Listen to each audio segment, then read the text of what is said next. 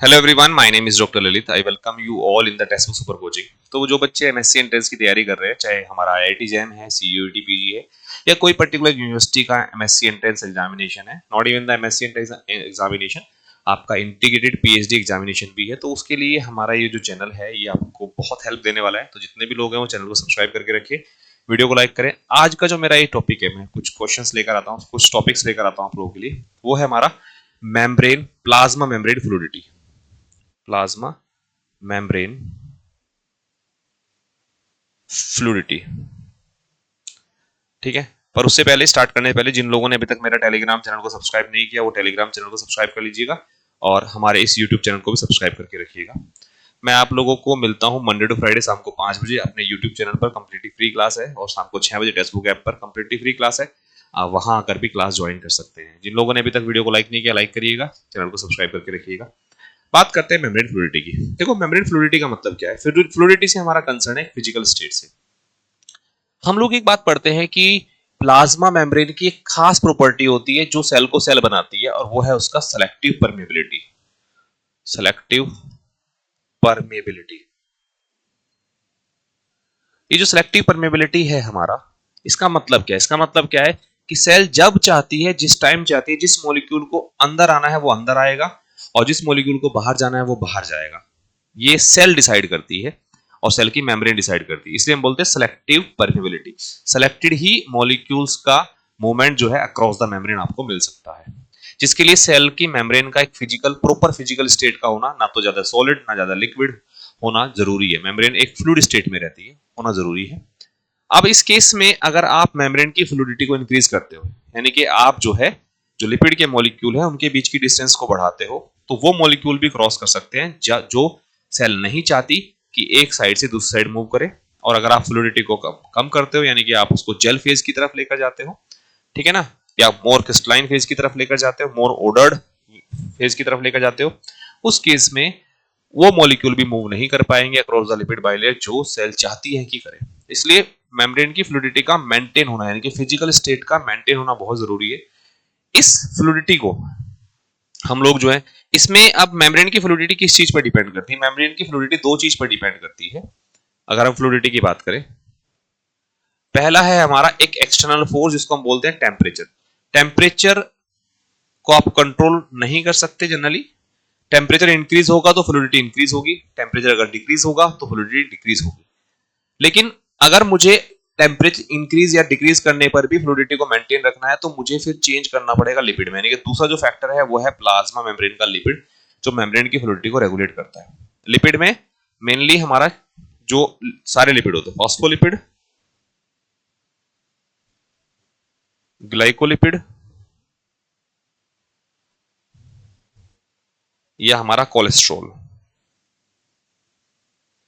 ये तीनों टाइप के लिपिड जो है मेम्ब्रेन फ्लूइडिटी को रेगुलेट करते हैं। ठीक है ना? लेकिन कैसे रेगुलेट करते हैं? आपको पता है जितने भी लिपिड है इसमें हमारा फैटी एसाइल चेन होती है।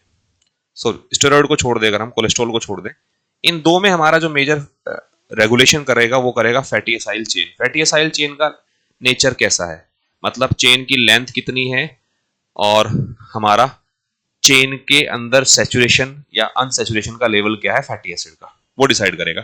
सिंपल सी एक बात है हमारे सामने।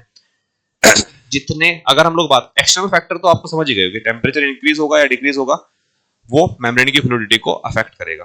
और वो पॉइंट जिससे पहले मेम्ब्रेन जो है आपका एक जेल लाइक स्टेट में है, और उस पॉइंट के बाद, जिसके बाद मेम्ब्रेन जो है लेस डिसऑर्डर्ड फॉर्म में चली जाती है, लिक्विड डिसऑर्डर फॉर्म में चली जाती है, यानी कि उस पॉइंट को हम बोलते हैं ट्रांजिशन टेम्परेचर। यानी कि वो टेम्परेचर जिससे कम आपकी मेम्ब्रेन जो है वो मोर ऑर्डर्ड यानी कि जेल लाइक है, और वो टेम्परेचर जिसके बाद जो है, जिसके बाद आपकी मेम्ब्रेन जो है वो आपका एक लेस लिक्विड ऑर्डर्ड फॉर्म में है, जो कि एक स्टेबल फॉर्म भी हम लोग मानते हैं फ्लूइडिटी, उसको हम बोलते हैं ट्रांजिशन टेम्परेचर। अब लिक्विड की हम लोग बात करें, लिक्विड हमारी क्या है? लेस ऑर्डर स्टेट है। जेल क्या है? हमारी मोर ऑर्डर स्टेट है। इंटरमीडिएट स्टेट है एक फ्लूइड लाइक स्टेट। ठीक है ना? फ्लूइड का मतलब जहां हम मेम्ब्रेन के अंदर जो फ्लूइडिटी है, जो फिजिकल स्टेट है, वो ऐसी है कि जिन मॉलिक्यूल को मेम्ब्रेन के क्रॉस जाना है, केवल वही मॉलिक्यूल जो है आपका अलाउड होंगे। अब दूसरा फैक्टर लिपिड कैसे इसको अफेक्ट करता है? लिपिड में मैंने बताया कि एक तो कोलेस्ट्रॉल है, एक हमारा लिपिड में फैटी एसाइल चेन लेंथ है। फैटी साइल चेन लेंथ की मैं बात करूं, अगर चेन लेंथ की बात करते हैं तो जितनी ज्यादा फैटी साइल चेन की लेंथ होगी, यानी कि एक फैटी एसिड 16 कार्बन का, एक 14 कार्बन का, एक 12 कार्बन का या एक 18 कार्बन का, जितनी ज्यादा चेन लेंथ को आप बढ़ाते जाओगे, सिंगल लेयर में लिपिड मॉलिक्यूल्स के बीच जो हमारा वंडर वाल फोर्स ऑफ इंटरेक्शन वो इंक्रीज होगी, जिसकी वजह से वो लिपिड मॉलिक्यूल को दूर दूर नहीं जाने देगी। तो यानी कि लेंथ अगर आप बढ़ाओगे तो फ्लूइडिटी डिक्रीज होगी, क्योंकि इंटरेक्शन ज्यादा हो जाएंगे।